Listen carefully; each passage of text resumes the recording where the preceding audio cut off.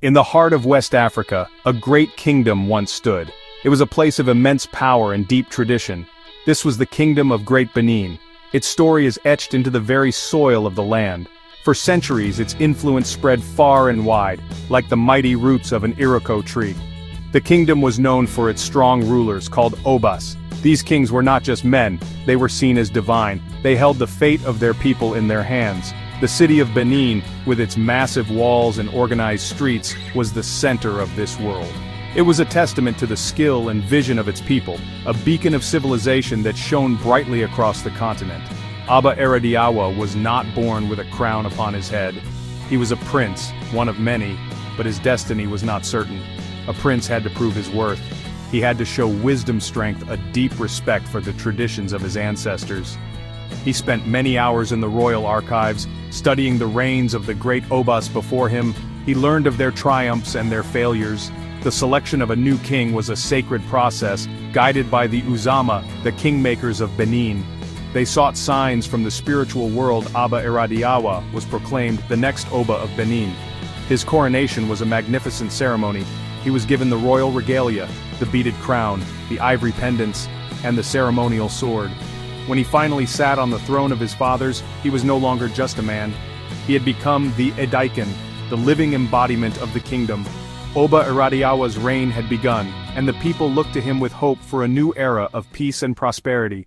The culture of Great Benin was a rich tapestry woven with threads of art, ritual, and daily life. Nothing expressed the soul of the kingdom more powerfully than its magnificent artworks. The artists of Benin were not just craftsmen, they were historians and storytellers. The most famous of these were the bronze casters of Egun Street. Using the lost wax method, a complex and secret technique, they created breathtaking sculptures. These were not mere decorations. Each bronze plaque and sculpted head was a historical document, a way of recording the great deeds of the Obas and the history of the kingdom for all time. They decorated the pillars of the Oba's palace, telling stories of great battles, royal ceremonies, and encounters with foreign visitors. These heads were placed on ancestral altars, where they served as a point of contact between the living king and his deified predecessors. The most important of these was the Igwe festival. The people of Benin lived in a world where the spiritual and physical realms were deeply connected. Their traditional beliefs were centered around a complex pantheon of gods and spirits. At the top of this pantheon was Osanobua, the creator god. More immediate to the people's daily lives were his children, other deities known as Azan. Among the most important was Olokun, the god of the sea and wealth, and Ogun, the god of iron and war. People made sacrifices and offered prayers. Diviners and priests, known as Obo, were highly respected members of society. Magic and medicine were also intertwined with spiritual beliefs. This belief system provided a complete framework for understanding the world. For the people of Benin, and especially for Oba Eradiawa, maintaining the correct relationship with this spiritual world was essential for survival and prosperity. The king's primary duty was to ensure this cosmic balance was never broken. During the reign of Oba Eradiawa, the world beyond Benin's great walls began to press in. For centuries, the kingdom had controlled its interactions with outsiders. Traders from the north brought goods across the Sahara, and ships from Europe arrived on the coast seeking ivory spices slaves. Traders from Portugal and later from other European nations brought firearms. These new weapons changed the nature of warfare in the region. This growing demand put immense pressure on the Oba. It forced him to engage in more frequent wars with neighboring states to capture people to sell. This constant state of conflict began to drain the kingdom's resources and created unrest among the warrior chiefs, who grew more powerful and influential as the wars continued. Christian missionaries followed the traders, hoping to convert the people of Benin to their faith. They challenged the divinity of the Oba and the worship of ancestors. While few people converted, their presence created a subtle friction, a clash of worldviews that slowly eroded the absolute certainty of the old belief system. Factions formed within the court. Eradiawa found himself walking a tightrope. A group of powerful chiefs led by a charismatic and ambitious warrior named Ozua began to conspire against the Oba. They felt that Eradiawa was too focused on tradition and not aggressive enough in expanding the kingdom's influence. Ozua used his wealth, gained from secret trade deals, to win the loyalty of other chiefs and warrior captains.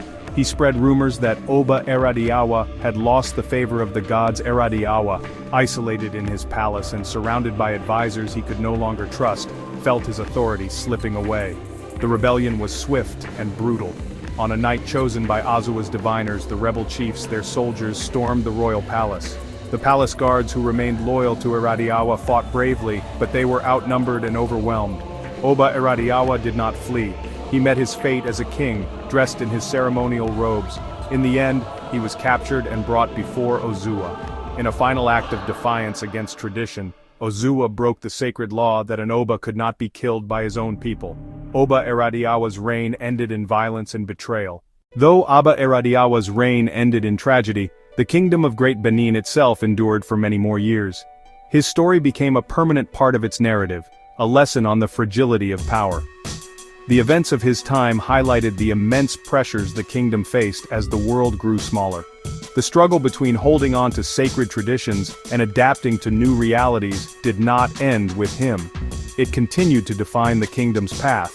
The true legacy of Great Benin, however, is not found in the story of one king's fall, but in the incredible cultural heritage that survived. The art of Benin, especially its bronze masterpieces and its ivory masterpieces, stands as a testament to the kingdom's genius. When many of these works were taken to Europe in later years, they stunned the world with their sophistication and beauty. They forced a complete re-evaluation of African history and artistry. These objects were not primitive artifacts, they were the creations of a highly advanced and complex civilization. They continue to tell the stories of the Obas, the rituals and the beliefs of the Benin people to a global audience. The traditions and spiritual practices of the Benin people have also shown remarkable resilience. The institution of the Oba continues to this day in Benin City, Nigeria. The Oba is still a revered cultural and spiritual leader for the Edo people. Many of the ancient ceremonies, such as the Igwe festival, are still celebrated with great passion and splendor. They remain a vital link to the past, a way for the community to honor its ancestors and preserve its unique identity. The bronze casters of Igun Street continue to create magnificent works using the same lost wax technique as their forefathers. The influence of Great Benin echoes through time. It is a story of power, faith, and incredible artistic achievement. It challenges simplistic views of African history and reveals a continent of profound complexity and creativity. The kingdom's rise and fall, its triumphs and its tragedies, offer timeless lessons about leadership, culture, and the human spirit. The legacy of Oba Eradiawa and all the kings of Benin is not just written in history books, it is alive in the art, the ceremonies, and the hearts of the Edo people. The everlasting kingdom, though its political power has faded, continues to shine its cultural light brightly in the 21st century.